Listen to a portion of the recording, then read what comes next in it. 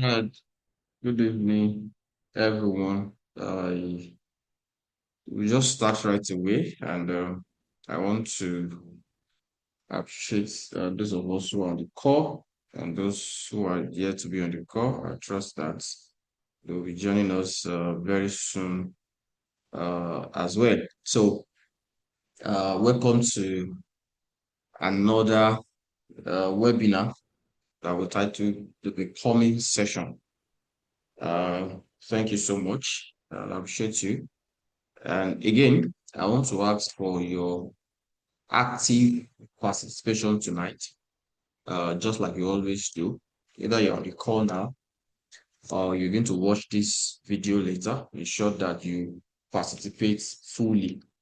It's super, super, super important. Yeah, thank you so much. All right, so tonight we'll be doing a book review and summary. So why are we doing this book review? We're doing it because we have a book club in the Becoming platform. And I want to also use this to advise and also appeal to those of us who are not in that book club. So please join because I believe it's going to help us. Currently, we are reading the second book in that book club. We are currently reading Atomic Habits, written by James Clear, and a very, very fantastic book. And we're still going to read a lot of books. So we read this particular book last month, the 15 Invaluable Laws of Growth. So that's why I don't just want us to read the book and we just let it slide like that. Although there are also reviews that we do in the book club as well, but it's also good for us to come together this way to um to actually look at the things that we've learned from the book. All right, so that said, now let's go into it. And what are the things that were the theme of that book now that John C. Maxwell. Don't forget the author of the book is John C. Maxwell, and the title of the book is the 15 Valuable Laws of Growth. 15 Valuable Laws of Growth, as you can see on the screen. And what is the theme of the book? Number one is that the book focuses on focuses on intentional personal growth. Growth is intentional, as we're going to see in the first law. Growth is intentional, growth is personal. As much as environment is important, but growth, is very, very personal. Then the book also teaches principles of continuous self-improvement and also encourages the individual to maximize their potential. The one thing that growth does is that growth will help someone to maximize his potential. It's just the way it is. As you are growing, your eyes are being opened to the things you can do, to your potential, to your strengths. Of course, as well as your weaknesses, your eyes are being opened and how you can maximize your weaknesses as well. The book also emphasizes that much. Then the book also emphasizes that growth does not happen automatically, just like what I said earlier. So let's go straight into it, and we might need to be a little bit fast tonight because we have a lot of things to cover. This is a book, and you know that we can't use 1 hour to talk about the whole book. So we can only talk about little things. And of course, we also need to run as well so that we don't stay here till tomorrow. Okay, so as current the title of the book is the 15 Invaluable Laws of Growth. So there are 15 laws that John C. Maxwell taught in this book, as we're going to see now. And the first law he taught about is the law of intentionality. All of us know what intentionality means. And John C. Maxwell says that growth does not just happen. That you give birth to a child doesn't mean that that child will just automatically grow. There are processes that that child will pass through. There are things that you need to give to the child. There are food you will give to the child, and a lot of things like that that will make the child grow. So a baby does not just start to grow, on his or her own. And something that John C. Maxwell taught in this particular chapter is that growth is not automatic. Just like I said the other time, growth is never automatic. With that intentional effort, people remain the same. You'll be surprised. Sometimes ago I was talking with another person, with someone, and we're discussing about somebody that we've known for years, right? And it's also in the point number three I'm going to talk about, related to point number three I'm going to talk about shortly. This person, we've known him over the years, and it's just the same person. Nothing has changed, right? So that also means that time alone doesn't equal growth. That somebody is aged, that somebody had a lot of experience doesn't mean the person is growing. So it actually requires, intentional effort. Without intentional effort, people remain the same. Also, we either grow or decline. So it like you can't be on the same spot. It's either you are moving forward or you are going backward. That's just the funny thing about growth. It's either you are getting better or the person is getting worse. It's as simple as that. There's no two ways to it. There are no two ways to it. Then also, like I said, time alone doesn't equal growth. That is, experiences without reflection does not produce improvement. I know that you know this. You might have seen some people who are even of aged, of age, and sorry to say this, they don't really know much, right? They don't really know much. Why? Because time alone doesn't equal growth. It is what you do with the time. It is what you do with the experiences, that actually determines if the person will grow or not. So comfort is also the enemy of growth. When you say growth, you actually putting, like you are putting like something on your comfort, because there can be growth without comfort. There can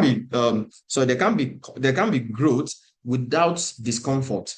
And it's just like when a woman wants to birth a child, you don't just walk into the labor room, just walking majestically, catwalk there, and you just go there and just lie down, just bring out the baby. Pim. No, there is a discomfort that will happen in that moment, if not hours or some. So growth always cost us comfort. There are things that, for instance, one of us who's on this corner was telling me that he's on his way home, he's driving, but he needed to join the call so that it can before so that he can just start listening as he's on the way driving home. You and I know that is not convenient. That is not easy. Normally, you should just drive home, take his baits, rest, or maybe even do something else, relax, watch a movie. But he chose to join. That is to tell you that comfort and growth, they are two parallel lines. Then also, intentional growth requires discipline. So you can, just like we are saying, growth requires intentionality. So in that intentionality is where discipline comes in. If you are going to say, okay, I want to grow, I want to do this, I need to read book per day, I need to take this step, I need to take this course. And it's never easy. At times it's going to cost you your time, it's going to cost you your money, it's going to cost you a lot of things, together. So those are the major things that John C. Maxwell taught in this particular chapter, Law of Intentionality. And what is the key lesson in this chapter?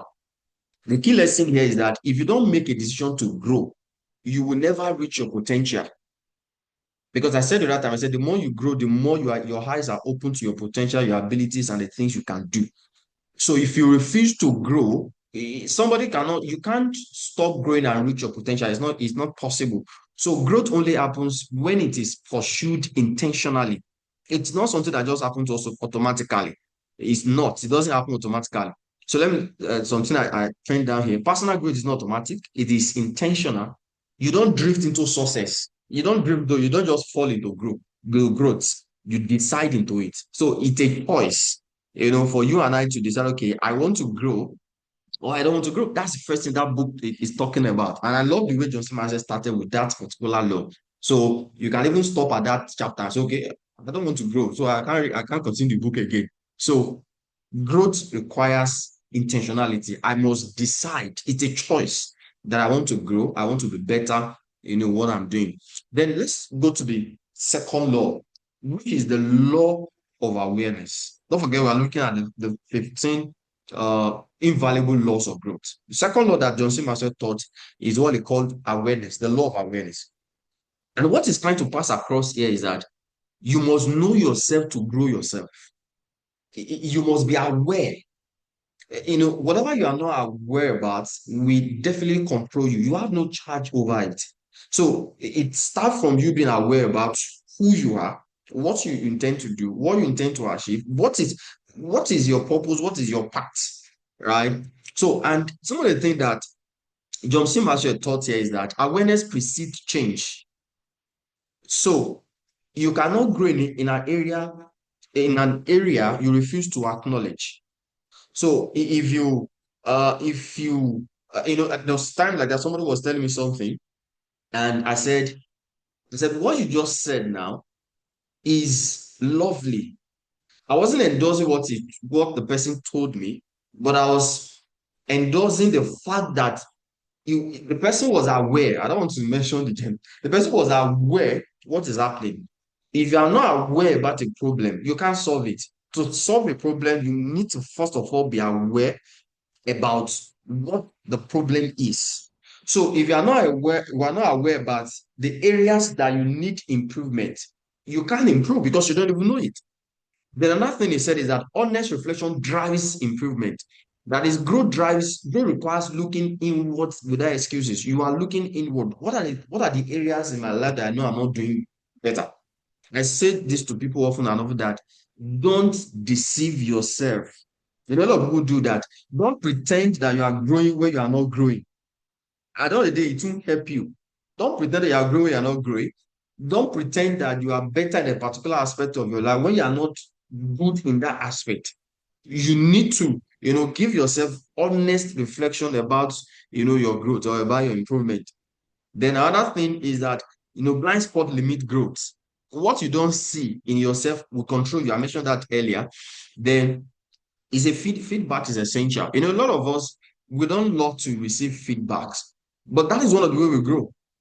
Because there are some things that you might not be able to see yourself. It will require somebody else, a friend, a partner, a colleague, to call your attention and say, oh, guy, this area of your life, what are you doing about it? This particular aspect, you are not doing too well in this, or you are doing too well here at this aspect. Feedback is always essential. Clarity creates direction. Clarity. So when you understand yourself, you know where to improve. It's just like when you understand your strength, you are not in competition with anybody because you know that this is not for me, right? I was telling somebody some times ago, and it's about career. So there's this particular career, I don't want to mention it, that a lot of people are into it today. If I recently I was talking to someone, I said, it will get to a point, maybe we'll start eating this career out because it's appear everybody wants to go there because money is there. And I don't want to mention it deliberately um so that okay, let me see what they will have posted on the chat board. Let me just read it out for us.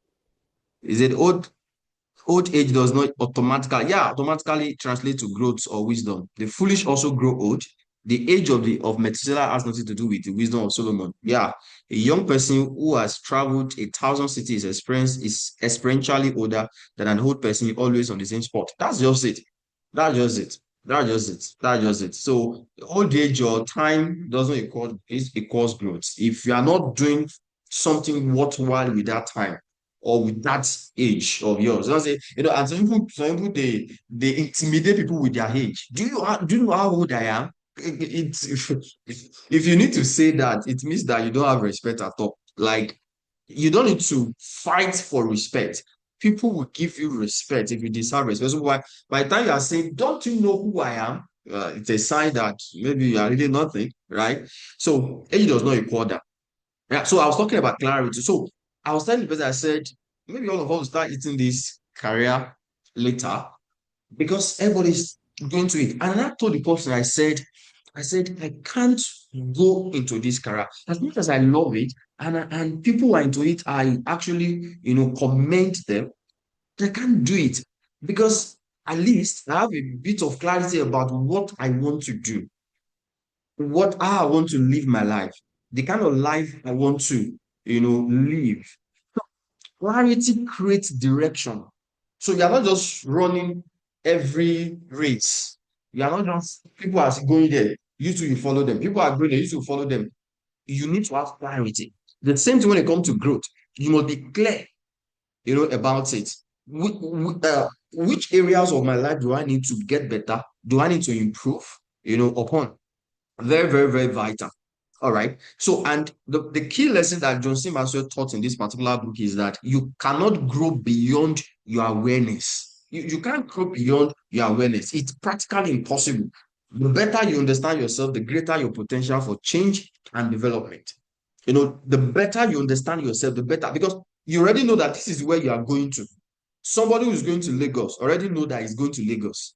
So, and he knows the road that leads to Lagos. So he will just start his car and face the road and start going. But somebody who doesn't know where he's going, he doesn't know where he's going. Definitely, they can't even know the direction.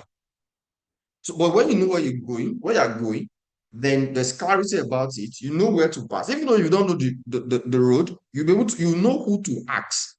Where is Lagos? Because you know it is Lagos you are going to. But when you don't know where you are going to, then it's not possible. Nobody can help you.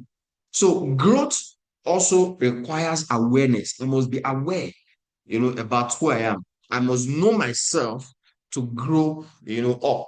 That's one of the things that John C. Maxwell, taught in this 15 laws of growth.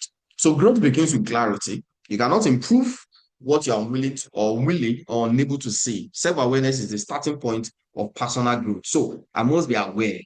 I must be aware. If you're on this call, you're watching this video, whatever, you must sit down and ask yourself, where am I going to? Which areas of my life do I need, to grow or to get better? Yeah. Let me read something I have in the chatbot here. If you're on the wrong route, speed is not an advantage. Absolutely. In fact, speed is useless. The moment you're on the wrong route, speed is useless. No matter if you like, be driving Ferrari, be driving anything, with the speed, with everything, you are heading nowhere. You are heading nowhere. You are going to head to the. You are going to land in the different destination, which you shouldn't go in the first place. All right, so let's move forward because of our time. Then the third law that John C. Maxwell taught is the law of the mirror. The law of the mirror. Now, this is because all these laws, they although they can stand alone, but at the same time they are interwoven. They are also interdependent. So this law of mirror is similar to the law of awareness, but they are distinct a bit. Now, this law of mirror, what this law of mirror is saying that you must see yourself as somebody who is worthy of investing on.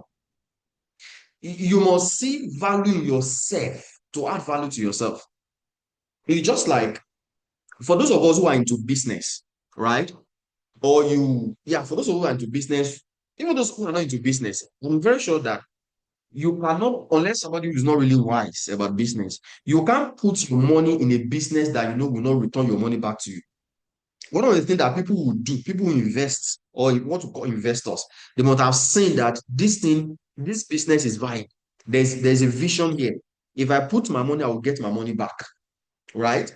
So, so one of the laws of growth is that there's a value that you must put on yourself. So the way you see yourself also determines how you grow.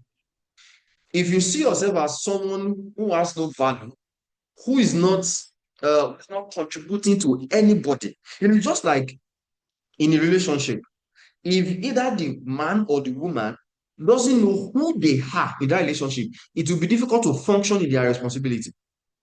If you are the husband and you are not aware, or you don't know that you have something to add to that marriage, or you see yourself as somebody who is inferior, you will never contribute anything because you are not even sure about what you want to contribute. So, so one of the laws of growth is that I must see value in myself. You must see value in yourself. That is, if you see value in yourself, that is how you know that I'm worth investing on. So if I'm buying a book, I'm taking a course, I know that I deserve to be invested on. So what are the steps that John C. Maxwell taught in this book to build our self-image? He says that how you see yourself shapes your growth. So you must begin to see yourself differently. The way you see yourself matters a lot, right? Then another thing to talk about is the way you talk about ourselves. What do you say to yourself? I'm not saying things you say out of emotion. No. What do you say? No, this is not thinking now. What do you say? There's something I used to do a lot, and people who are close to me can bear with it because I used to talk about it as well. You know, there are times that if I do it often, especially when I'm in the front of a mirror, I will tell myself, I say I'm going to be very, very rich. Like I say that often that I don't know. Don't be offended by that. I just love to say that because I love money, right? I love money. And nobody loves money. So if you don't love money, you can just draw my account number, just send the one your bank account. So I say it a lot. I say it a lot that so the way you talk about yourself when it comes to growth also matters. What you say to yourself either builds you or breaks you. Then another thing is add value to others. Now, this is very critical. Now, one of the things that low self-esteem do is that they will never see, they will think that they have nothing to give to anybody. That's a very bad part of our low self-esteem. People that have low self-esteem, they would think that they have nothing to they have nothing to give to anybody. They have nothing to add to anybody. So one of the way to break out of it is to try as much as possible to make a difference, no matter how small. In fact, you can even start by just calling somebody and just advising the person. What you are doing is that you are increasing your self-esteem. You are increasing the way you see yourself. You are because you are no longer just seeing yourself as somebody people are just talking to. You are now seeing yourself as you are helping others to grow as well. So one of the things that Joseph Marcel taught was that. So you cannot rise above your self-image without that mode. External success cannot outgrow internal perception. No matter how the seminars you attended, whatever, if you don't see yourself as someone who is worthy of investing on, it won't happen. It won't happen. Then another thing here is that just like we said the other time that you must be aware. Where are you going to? So you shouldn't go to where everybody is going to. Just because everybody is doing this, you also want to do it. I know we learn from others, we learn from people. Yeah, I learn from people as well. But it doesn't mean that you do what everybody is doing. So the only thing you should be concerned about is that am I better off than yesterday? Yesterday I'm at this level. Today, what level am I?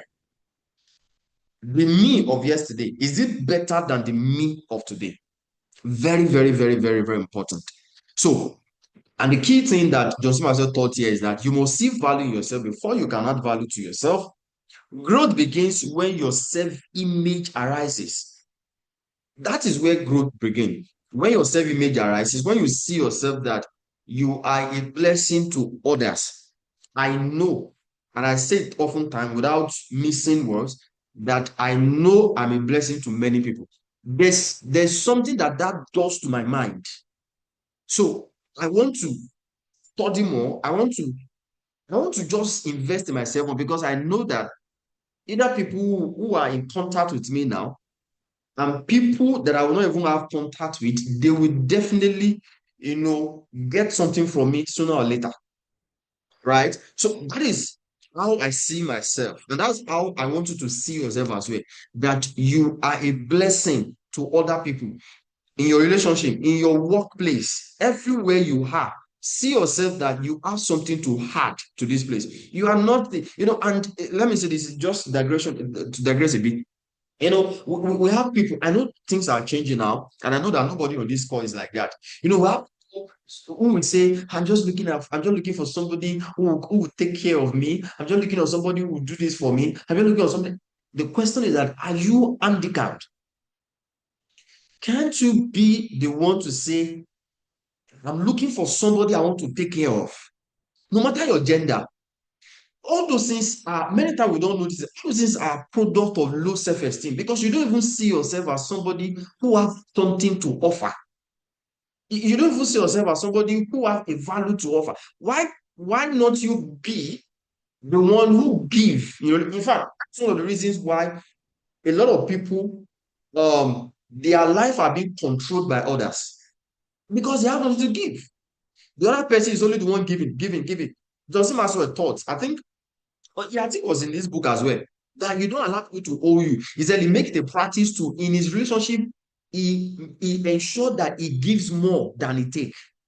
That's the way we should actually see it. You should give more than you take. Don't say, I just want people to, I just want this one, this is what they must do for me. Somebody must come and take care for me and all that. So, thank you, Demola. I love it.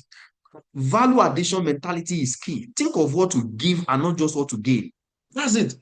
People, if you tell somebody today, do this, say, what will you give me? What will you give in exchange of it? You know, I remember I was telling somebody, I was trying to advise somebody to do an intern, a very close friend of mine, and he was in that particular place. They are not in fact, it took, because it's more or less like a family thing. It took force and fire to say, go and do it. Everything is not money. What can you give? What can you give in anywhere you find yourself? That's where I live my life. And I know the people who are going for some years are on this call, right? I always ensure that I give my best to anywhere I am. Work anywhere, anywhere. In few places that I've worked, you cannot say I should step aside. I meant that I'm not even the highest ranking person, but I always have something to contribute.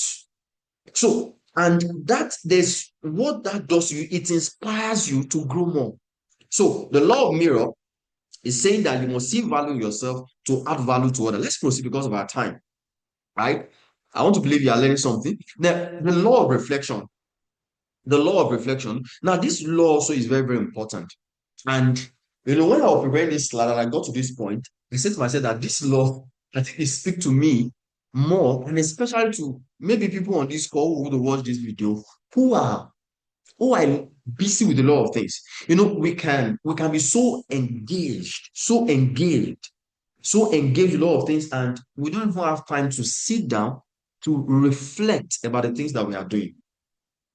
And many times we just miss up some things. In fact, sometimes we can even be going the wrong path and we don't know because there are a lot of activities.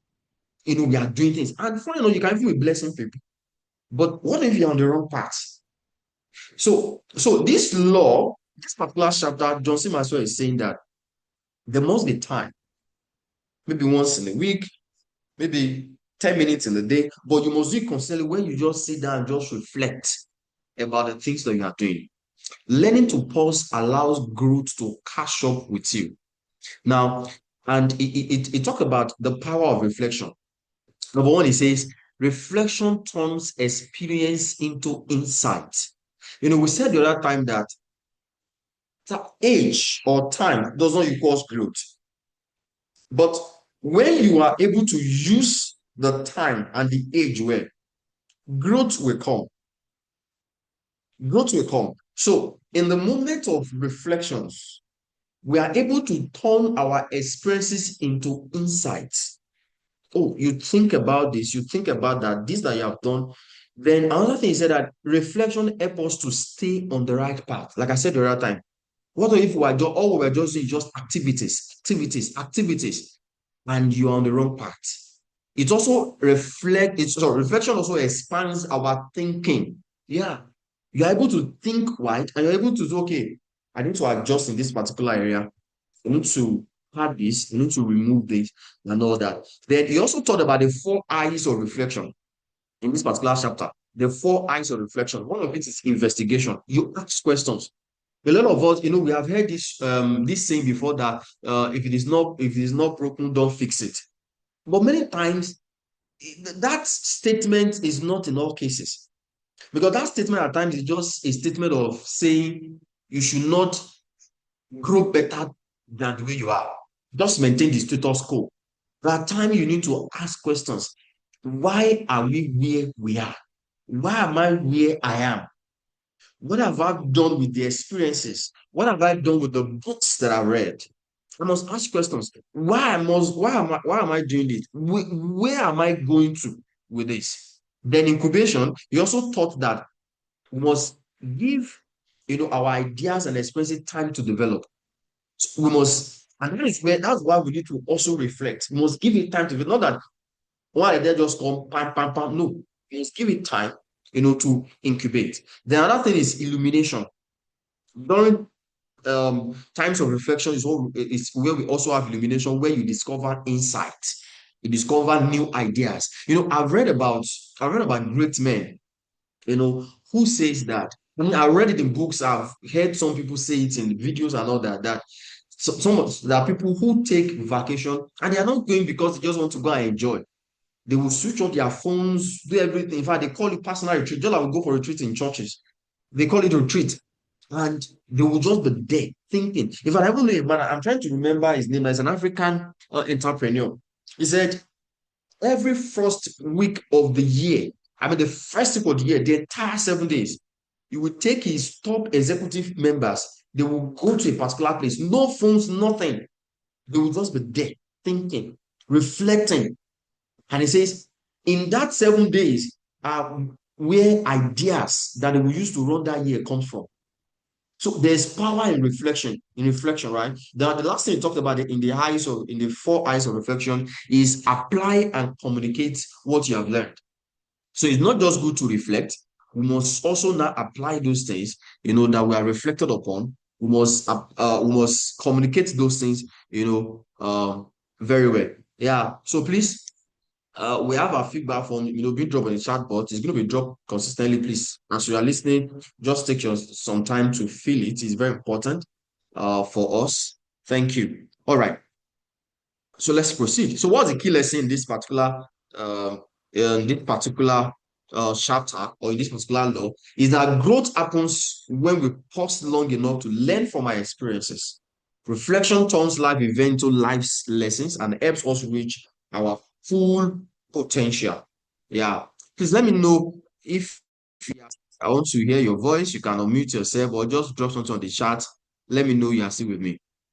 Right? Let me know you are still with me. Let me know you are still with me. Super, super, super important. I can't hear anyone. I'm still with you, sir. All right. Thank you. Thank you. Thank you. Thank you. All right. All right. All right. All right. And if we have questions or anything, we can also start to drop them on the chat box. We can take them. So we can interrupt, I mean, I don't mean you unmute yourself. You can just, put on the chat box and all that. All right. Thank you. All right. Let's proceed. Now, the fifth law that John C. Maxwell taught is the law of consistency. The law of consistency. Let me check what I have on the chat board there. Okay, bigger goals for reflection retreat yearly. Yeah, he said that is where his key ideas and decisions come from. That's it. There's power in reflection. Thank you, Bryce. Are you all right? Law of consistency. So motivation gets you going, discipline keeps you growing. A lot of us, I somehow, we live in a world where people say, this person is a motivation speaker, blah blah blah blah blah blah blah blah blah. Although I don't subscribe to those things anyway, but many times we are being motivated. People inspire you to do something. You are motivated. You come on this call. You are motivated and all that. But motivated is good. But if you are not consistent, the motivation will be a waste. So you must be consistent with growing. It's not like you grow this month now. You read some books, next month nothing. You went off film. You always be starting from the beginning, right? You always be starting from the beginning. So there must be consistency. I told someone that I said I was trying to get the persons to start to read. This is some maybe 2 or 3 years ago. And I said, what you would do is this, because he said that he's struggling to read, struggling to do that. I said, what you would do is, I said, if you want to start reading, just target one page per day. One page, get. I said, one page, and say you're reading. Because the person is not even reading. So for him to even read one page, it's something. So I said, just one page per day. Just be consistent with it. Be consistent with that one per day. Be consistent with it, right? Over time, you will see what will happen, without your consistency. So be patient and trust the process. Be patient and trust the process. Growth is gradual, growth is gradual, meaningful result take time. Know what you need to improve on. Another thing is that you need to also know the area, because just like we said the other time, Speed in a wrong route is useless. What which area are you supposed to increase on or to improve on? Which area are you supposed to improve on? So you must know it so that you not be consistent in what you are not supposed to be doing in the first. Because for instance, people who are addicted to something, they are also consistent. In fact, the addition is the consistency. Why it is called addition is because they are consistent about it, right? It is called addition because they are consistent about it. But that is not the right thing. It's the wrong thing. I hope you follow what I'm saying. It's the wrong thing. So I must know which area am I supposed to improve on, which area am I supposed to be consistent on. Then another thing is that you must make growth daily habits. Make growth a daily habit. It's not just what you do once in a month. It's not just about what you do once in a week or once in a year. It must be daily. Your habits shape your future more than your goals. Your habits, your daily habits, things that you do on a daily basis, they actually contribute, to our growth. The other thing is that start small and stay consistent. A lot of people, when they want to climb a tree, they start from the branches. No, you start from the bottom. Just start small and stay consistent. I want to be reading every day, 5 minutes daily, 10 minutes daily, 30 minutes daily, 30 minutes daily, and all that. You must, just start small and just be consistent with it. Just be consistent with it, right? Then also, sorry, I got a message, so I'm a little distracted. Focus on growth, not just growth. Focus on growth, not just growth. So goals are destinations. We're still going to have a session where we're going to look at goals and systems. So a lot of us we are so goals are good because they give us direction where you are going to. But if there are no system, goals will just be, I don't want it to be useless. Because when you not achieve what you want to achieve, that is all. You have achieved something. In fact, it can also cause somebody to be unhappy. For adventure, you don't achieve the goal, right? But when you just make growth a lifelong journey, you know that you are improving on a daily basis, right? You are improving on a daily basis. You know you are getting better, even though you have not gotten to a particular destination, but you know you are moving, right? So that's one thing about consistency. So you are not just working towards a particular goal, even though you have a goal in mind, but you are particular about your movements. Am I getting better? Am I moving forward? Right. All right. So, and one of the things that the key lesson in this whole chapter on this whole law is that success is not the result of occasional effort, but of a consistent daily improvement. Motivation may start the journey, but discipline and good habit keeps you moving forward. All right. All right. Let's proceed because of our time. The law of environment. So the sixth law of growth is the law of environment, right? Law of environment. Now, this is also very, very important because a lot of us we think that no matter what happens, anybody can be my friends. I will still be cool. I'm a friend to everybody and all that. No. Growth thrives in conducive environment, conducive surroundings. You can't go and plant a seed on a rock, although today technology is everywhere and all that, but you can't put a seed on a rock just like that and you expect it to grow without soil. So there's an environment that can actually cause that seed to grow. The same thing when it comes to uh, growth to us. The environment you find yourselves matters a lot. Your environment, the people in your life, the people you move with, the people you talk to on a daily basis, they matters a lot, right? So one of the things that John C. Maxwell taught in this book is that you change who you spend your time with. That is, if you are in a wrong environment now, If you have some wrong influence, people who are not causing you to grow, people who are not causing you to get better, you must change from them.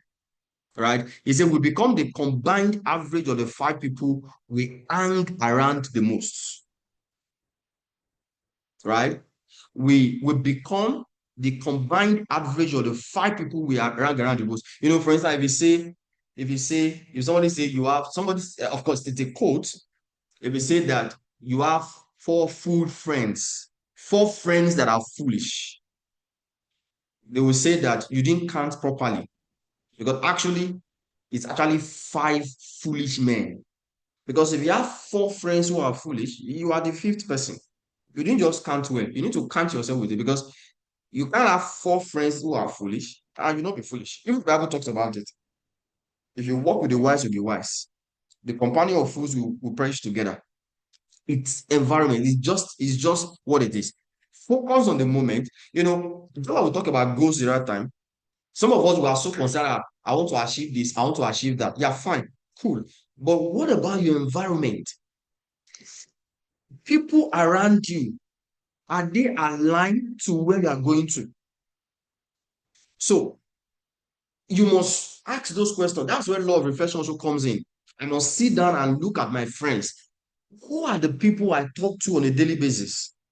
Who are the people that their status pop up? Because I think I've even observed that on WhatsApp now that people you don't chat with often and often, you will not see their status unless you start scrolling and scrolling and scrolling. And that's where the social media works as well. Decide to go often and often, you will see it. People that you read their posts often, their posts will always be popping up in your timeline and all that. So I must ask myself, people around me, people I read their posts, people I follow, are they in alignment to where I'm going to? Because they might eventually not allow you to get to where you are going to. So the present also matters. Assess your current environment. Some of the things that Johnson Maxwell taught. Your current environment now, assess it, reflect on it. People around me now, can I confidently say that they have positive impact on my growth? I must, ask that. Then that I'm in a new environment doesn't mean that I will, also just be growing like that. Of course, a better environment will help us, but you must also challenge yourself in your new environment. If you are with some friends who are doing the right thing, who are impacting you, you must also challenge yourself there. I want to become this. I want to grow. The environment is good, yeah, but me, I must also change, in that environment as well. That's even the next one. Change yourself and your environment. Growth is faster when you change both. If you are in a good environment, growth will happen, but it will be, it won't go faster. But when I change person in a change environment or in an environment that, help your growth, then growth will be faster. Move forward despite criticism. You know, at every point in life, when you want to make some changes, that people will tell you, oh boy, you say we should go for this part. You say you are not going to. Are you the one that love reading? Let's do this. That people criticize you, but it is you that know where you are going to. So you must embrace criticism. You cannot always choose your starting environment, just like some of us. It's not even some of us, all of us. You don't determine where you were born. You just find out that, oh, you were born in Okakoko. You didn't determine that. You were born in Nigeria. Some people will say, hey, how did I have known I'm coming to Nigeria? I will just go back. Interestingly, you didn't know. So you are just here, right? So you don't determine it. Many times, people that you grew up together, you don't determine them because it's an environment you find yourself. So you cannot only choose your starting environment, but you can choose the environment in which you grow. So as you begin to learn, you can begin to say, no, I'm not supposed to be with this person, right? Change your surroundings, change yourself, and your potential will expand.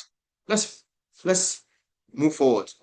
The seventh law of growth is the law of design that John C. Maxwell talks about. He says to maximize your growth, you must develop strategies. So one thing that John C. Maxwell is teaching in this particular law is that Willpower is not enough. I want to grow. Yes, I desire to grow. I want to do this. The willpower is not enough, right? Willpower is not enough. You must have strategies in place, system that makes it happen. So, number one, I must be intentional about it. You don't just fall into growth, like we said the other time. I must be intentional. You must have plan, and those plans must be simple. You must have plan to go. I often say this when someone say, I want to, I said, when, how, where, just like the book that we're currently reading, Atomic Habits. So one of the way to develop habit is to say, I will do this so day, so time, so place. So it's not just that I'm going to do this. When are you going to do it? How will you do it? Where will you do it? That's what we find our system. You must sit down and plan. So, and that plan must be simple. It must be something that if you can even pass it across to other people and you can actually leverage on it. And also you must think long time, sorry. So growth is not just something you do today. It's not just a day thing. It's long time. So significant growth takes time, patience, and consistent effort. Use systems, not willpower. Will not willpower alone, like I said the other time. Why are people not growing? A lot of people want to grow, but because there are no systems in place. Part of the system is your environment. You choosing your environment well is a system on its own. You having a to-do list is a system on its own. What I mean by to-do list? Before you go to bed at night or before you start your daily activities, you are able to pen down the things you want to do.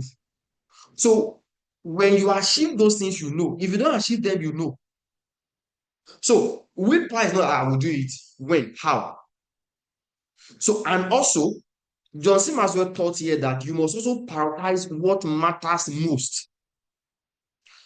Our time and energy must be focused on activities that align with our purpose. Not like we said the other time, you already have an awareness. You know where you are going to. You know what you want to do with your life. You must spend your time on those things. You must prioritize what matters the most. Spend your time and energy on those activities that align with your purpose. All right. All right. Then sorry. So Johnson Maxwell in this book, he says that in this particular law, he said growth is not an event, it is a process. The people who grow the more are those who intentionally design their lives, build effective system, and constantly follow them. You must build system, right? You must build system. These are the things I want to do. These are the way I want to go about them. And thank God for technology. Technology today, helps us. For instance, I have an app on my phone where after I've done all my activities I want to do, when I'm supposed to do a particular activity, my phone will ring. So even though I want to do it, by my phone ringing, I know, oh, I need to do something, right? That on its own is a system. It guides me. So it's not just about willpower. I will do it. I'm a strong man. No, willpower is not enough. There must be system that is in place, for us to grow. Then the law of pain. That's the eighth law of growth that John C. Maxwell thought about. And here he's talking about we using our bad experiences, to grow better. A lot of people will waste our experiences. A lot of people, when things happen to them, they ask themselves, they begin to ask questions, why did it happen to me? Why me? Why me? No. When you ask questions like that, you don't grow. You don't learn from those experiences. You don't learn from those experiences. And one of the things that I taught is that pain must be processed, not wasted. You must process it. What am I learning in this particular situation? You must process it. Pain is inevitable. You and I must know that as far as we're in this world, right? Things will happen that we don't plan for. Things will happen that we don't want. So it's inevitable, but growth is optional. We can decide to grow in the midst of those painful experiences, or we can decide to just remain the same. So if something is happening, what are you learning in that situation? Are you Is it that when that thing happen again, it keep on happening? Or when you even make a mistake, you make a mistake and you are seeing the repercussion. What are you learning from that mistake? Did you allow it to happen again? Endured pain builds strength. Endured pains build strength. Endured pain build strength. Another thing is that pain reveals your character, right? Pain reveals your character.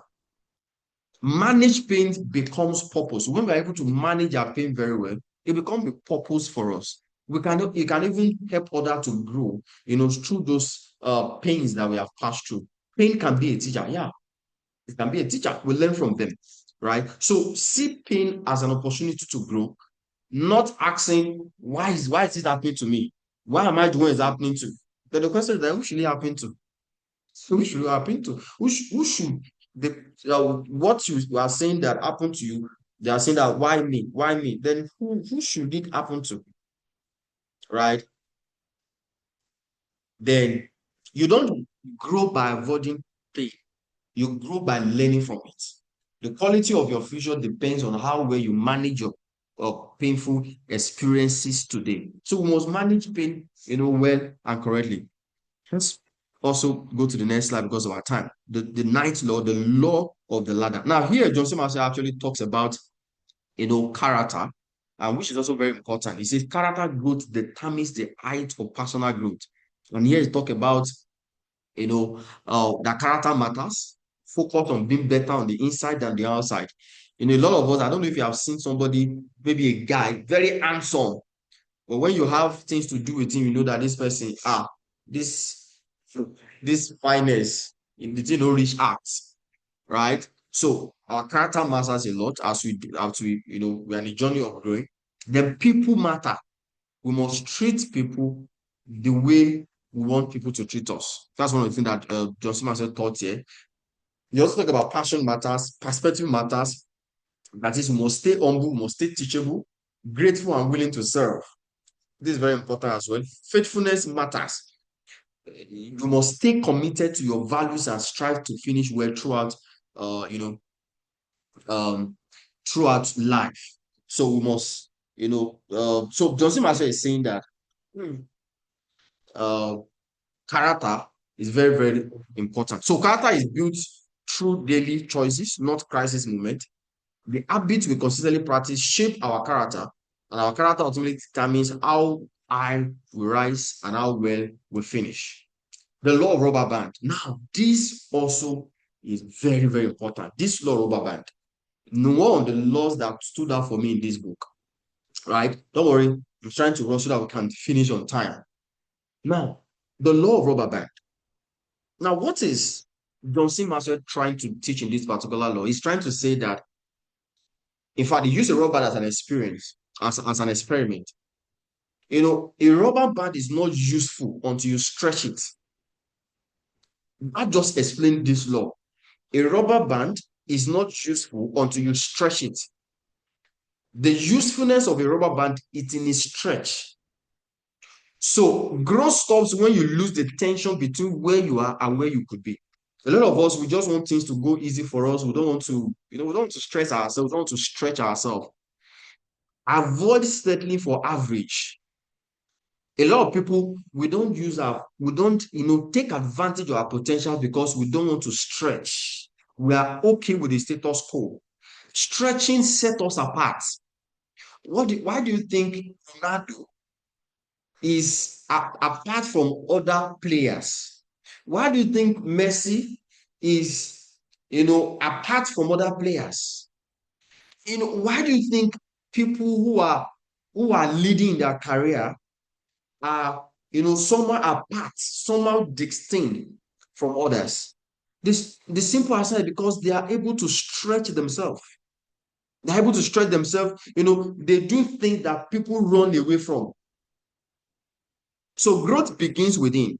Lasting changes start with an internal desire to improve. There must be that internal stretch within you. Stretching always requires change. You cannot stretch without change. As you stretch, you are changing. So make stretching a lifestyle. You must not be convenient with an average life. You must always ask yourself, I need to stretch more. Which area do I need to stretch myself more? I need to do more. You must not be okay with a life of average. If you are a student, don't be okay with having C, B. Who says you can't have A? Those who have A, they don't have two heads. Don't say, B to after I didn't carry the course. No, no, no, no, brother. No, no, no, no. You should be able to stretch yourself.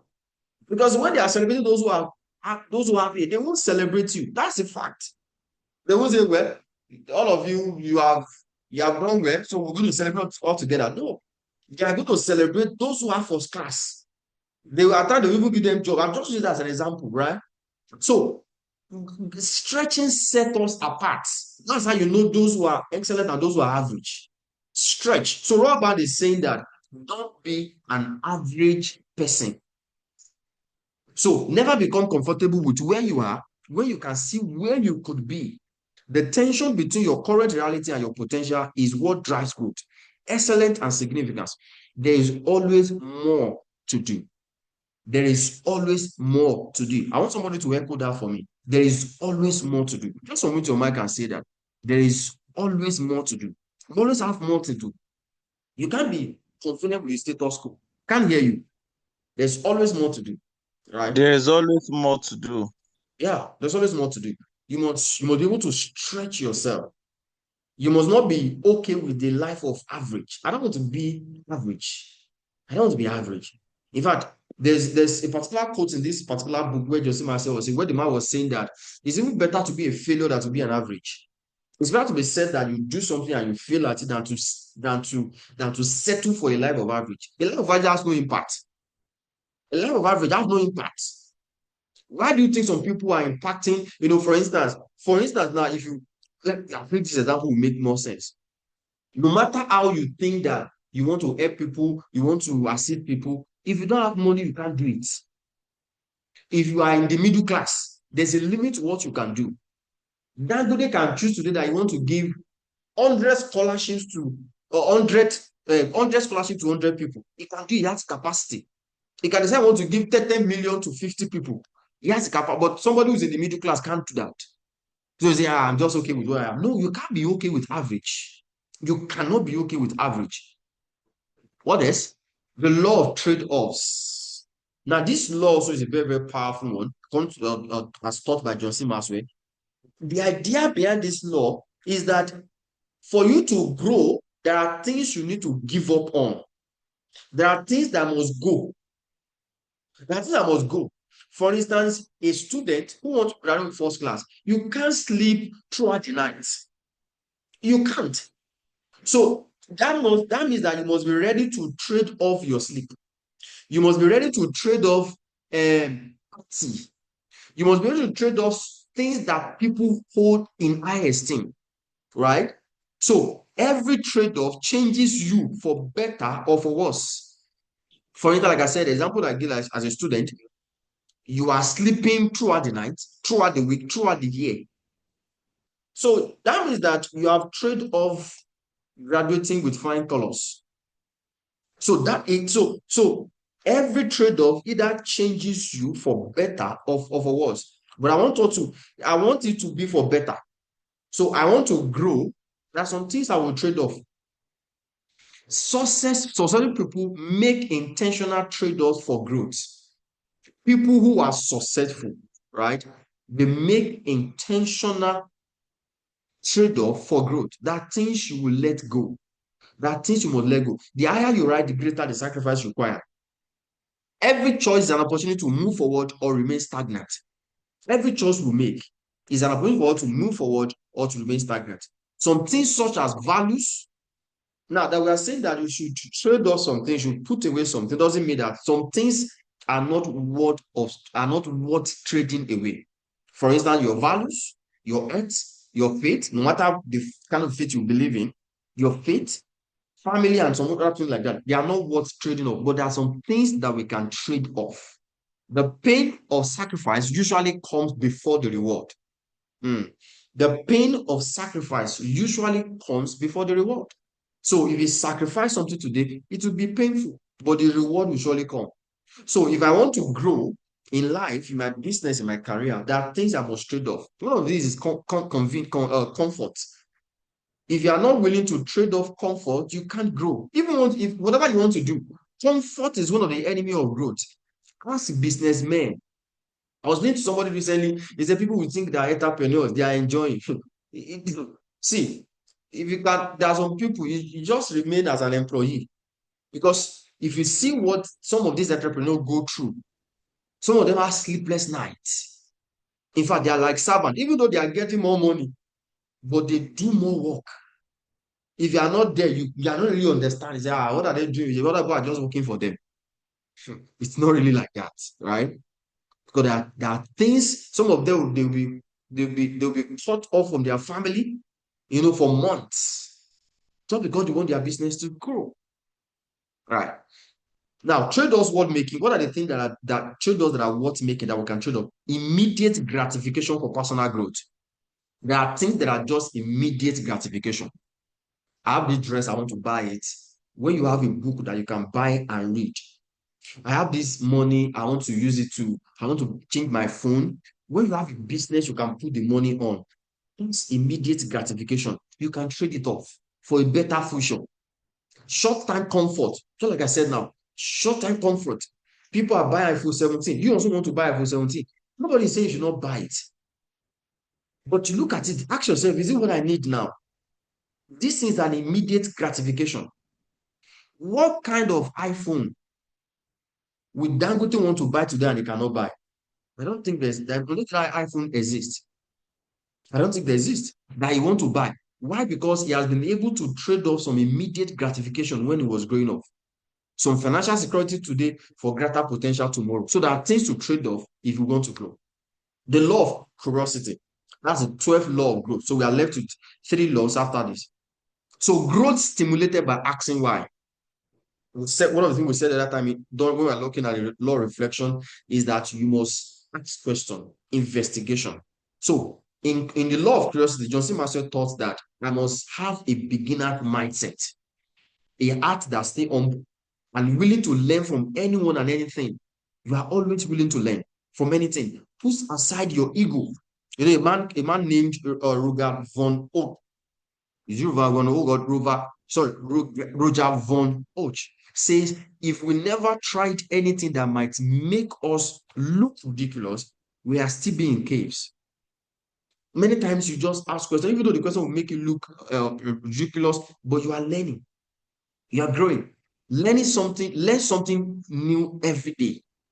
Every day, you must ensure you learn something. And I make this an habit. Either I'm learning for my own, maybe I'm just doing personal research and I just get to know about some things, on a daily basis. Or I read a book, I learn something there. No, I know, wow, today was productive, right? So make it an habit to learn something every day, right? Then learn from failure as well. We said in the last session that failure is a teacher. Failure is a teacher. Learn from it. Every setback contains lessons that can lead to future success. Then also, make why your favorite word. Sort of thing that John C. Maxwell taught. You must make why your favorite word. Ask question, why is this like this? Please don't forget to fill the feedback form in the chat. Very, very important. Please ensure you do that. So I must learn to ask why. I must learn to ask why all the time. Then think outside the box. The best way to make a sluggish, I love this statement by John C. Maxwell. He said the best way to make a sluggish mind active is to disturb its routine. I must be able to think outside the box. This thing has been done this way for a long time. What can I do to make it better? What can we do? What can we add? What can we remove from it? You are thinking outside the box. So he says, the moment you stop asking questions is the moment you stop growing. So stay curious, keep learning, and continually explore new opportunities. So I must stay curious and I must keep learning. Let's proceed. Our time is gone. The law of modeling. The law of modeling. Now here, John C. Maxwell is saying that it is hard, to improve when you have no one but yourself to follow. So this is talking about mentorship, having a coach and all that. It is hard, and all of us know that it is hard, to improve when you have no one but yourself to follow. So, and in this book, it talks about what are the criteria that determines a mentor. If you want to choose a mentor, you want to choose somebody who's going to be your mentor, who's going to mentor you, what are the things you need to look out for? One of it is that a worthy example. A mentor must be somebody you can emulate, you can follow. Not just that their professional life, but even their personal lives, right? Then somebody who is supportive, who will be there, for you. Then somebody who is available. Somebody who's available. The other thing, a mentor is a coach. We're going to see what coach really means shortly. Of course, taught by John C. Maxwell in this book as well. What a coach means. So a mentor is also a coach. A mentor is experienced and wise. So your mentor will be somebody who have more experiences than you and must be a wise person. So you can't be somebody who doesn't have any experience, who is not wise, your mentor. It's not possible, right? You won't get better. So, and he gave us some what coach really mean by using that. You're using the word coach as an acronym. The C there means care. So a coach, somebody who care for people, who care for those who is coaching. A coach, somebody who observe. That's the O there. You observe, right? A coach is somebody who help people, who align people with their strengths. A coach helps you to align with your strength and your purpose. A coach is somebody who communicates, will communicate with you, communicate values, communicate things you need to know with you. Then a coach is somebody who help.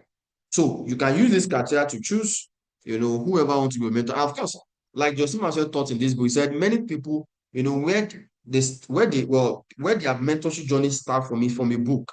For instance, I know people that I can call them my mentors because I read their books, I listen to their podcasts, I watch them on a daily basis. So I'm learning from them, of course, from a distance, right? So as time goes on, there will now be people that you now have access to, who can start, helping you, guiding you and directing you. And all of us need this in life. In whatever field, in whatever career you chose, you must have somebody in that career who is guiding you, who is actually holding your hand, through it. So growth is faster and easier when you learn from those who have gone before you. Choose mentors wisely, follow their example, and allow their experience to guide your journey. All right, let's proceed. Now, the 14th law of growth, which is the second to last law, it says growth always increases your capacity. Growth, the law of expansion. Growth always increases your capacity. I said this when we begin the other time. When you grow, you will expand. You'll be able to, see the potentials in you and you'll be able to maximize them. So, how to think to increase your capacity? One of the ways to think to increase your capacity is start thinking what works instead of more works. Start thinking what works instead of more works. Secondly, start thinking how can I instead of can I. They sound similar, but they are different. How can I? And can I? We say, do this.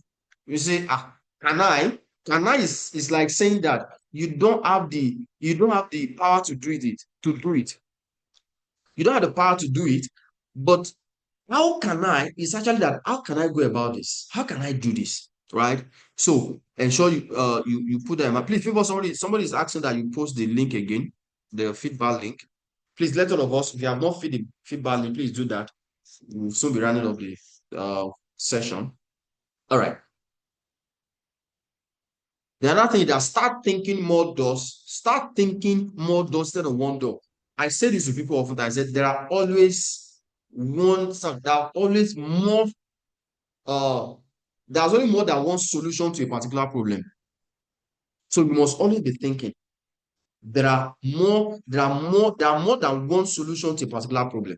So think about more doors instead of one door. Then how to increase your capacity for action. Do what you could and should do instead of what you have done. So you must be able to face challenges. You must be able to face new territory. I can do this, not just I've done this. I can do more than what I've done. Then do more than expectations instead of what is expected. One of the way to become an excellent person in life is doing more. In fact, that is excellence. When you say somebody, in school there, they will say some people have A, some people have A plus. So that A plus already make a distinction with the other A's because those ones have done more than expected. And that's where you must approach life. Stop doing important things occasionally and start doing important things daily. Things that you have known that they are important, don't do them occasionally. You've known that reading, growing, all those things are important. Do them daily, not occasionally.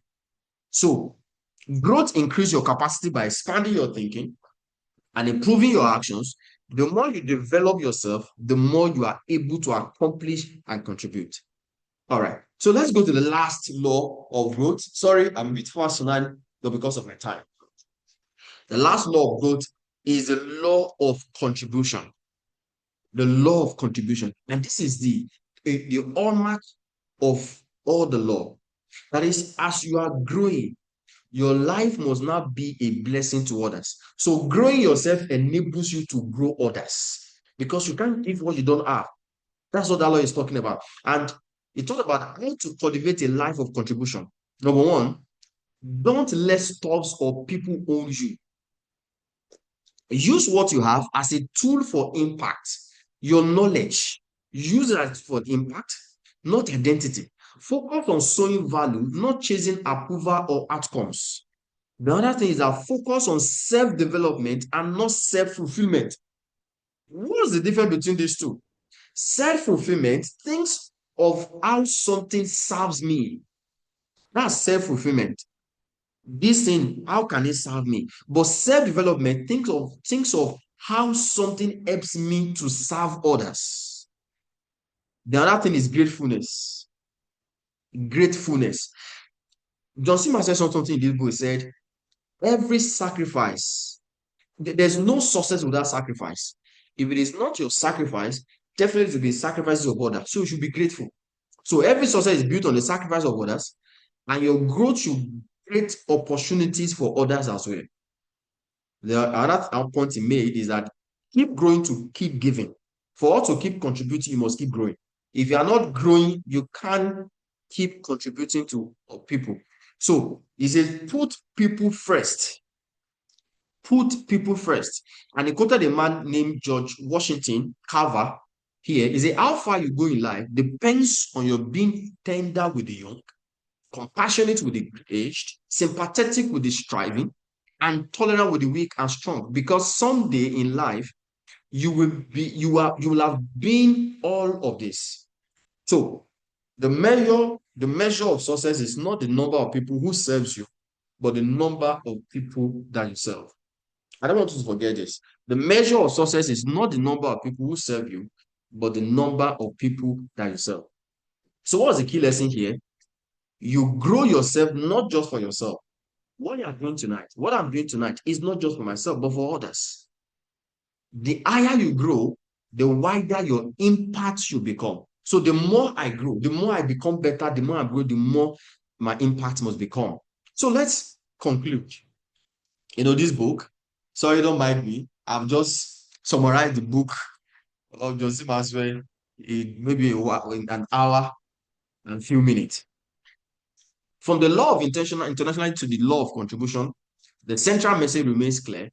Personal growth is the foundation of personal success and lasting impact. Every law teaches that growth is daily choice, not a one-time event. As we apply these principles, embracing challenges, learning from pain, seeking mentors, remain curious, making necessary trade-offs, and consistently improve ourselves, we become better equipped to lead, influence, and add value to others. So there's one of the quote that John C. Marshall make in this book. I would love to read it for us as well. Growth is the great separator between those who succeed and those who do not. I want you to go home with this tonight. Growth is the great separator between those who succeed and those who do not. When you commit to growing yourself every day, you position yourself to achieve your potential and make a meaningful difference in the lives of others. So, how can I make meaningful difference in the life of others? It's just by growing. If you have the intention to make impact in your world, you have intention to see other people to grow, how you will do that is to keep growing yourself. Yeah. So I will leave us also with this word tonight. Our final takeaway: grow intentionally, grow consistently, grow to contribute. Because when you grow yourself, you increase your capacity to grow others and leave a lasting legacy. So keep growing intentionally, keep growing consistently, keep growing to contribute. So this is where we're going to be drawing the curtain tonight. Thanks so much for joining. I don't know if you have questions, we can ask our questions now. Just 5 minutes because the time is gone, so that we will not keep ourselves waiting longer on this call. If you have questions, please, you can ask, you can unmute yourself and ask, or you have one or two things to contribute just in 5 minutes. You can do that. Do you have anyone? Anyone with question? Okay, if there are none question, I want to appreciate you for joining tonight's call. And I want to say that I would love to see us also in our next becoming session. And if you have not filled uh the the form, the feedback form, please kindly do that. It's very important before uh we end the call. Just click on the link now and do that. And don't forget, we um next becoming session is coming very, very soon again, maybe the next 2 weeks. Ensure that you join and also ensure that you bring others as well. Our attendance tonight is not really encouraging, but I still want to really appreciate those of us who are on ground. Thank you so much, and I will see you next time. Okay, somebody asked you a question. Please share the slide 1 to 3 again before you end the call. Okay, let me see if I can do that. I'm Somebody is not able asking me to to attend. share this slide. Okay, I think I don't know if you can see it. I'm sharing it now.